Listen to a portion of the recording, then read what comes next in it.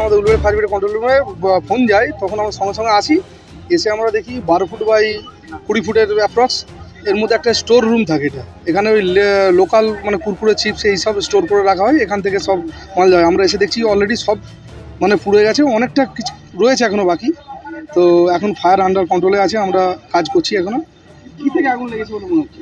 এটা এখনও জানা যায়নি, ওটা ভেতরে দেখতে হবে। এটা অনুমান দেখুন সব দিকটাই তো ঘেরা ছিল, বন্ধ ছিল, গেট শাটার বন্ধ ছিল, এখনও বোঝা যাচ্ছে।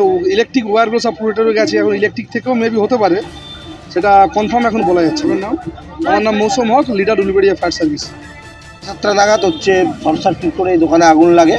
আগুন লাগার পর লোকাল গ্রামবাসীবৃন্দ এরা চেষ্টা করে আগুন নিয়ন্ত্রণে আনার। পরবর্তীকালে আমাদের সরকারের পক্ষ থেকে আমাদের স্থানীয় পঞ্চায়েত মেম্বার প্রশাসনিক লেভেলে যোগাযোগ করে আসার পর দমকল বাহিনী এবং বাগদান থানা প্রশাসনের উপস্থিতিতে আপাতত আগুন নিয়ন্ত্রণে নিশ্চিতভাবেই আমরা এই যে ঘরে আগুন লেগেছে প্রশাসন তার তদন্ত করবে এবং নিশ্চিতভাবে আমরা যারা জনপ্রতিনিধি আমরা ওদের পরিবারের পাশে আছি।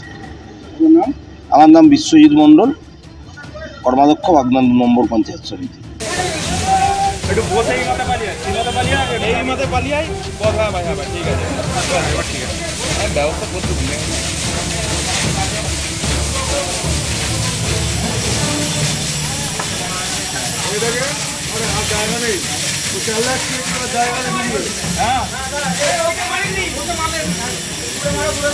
আচ্ছা ঠিক আছে।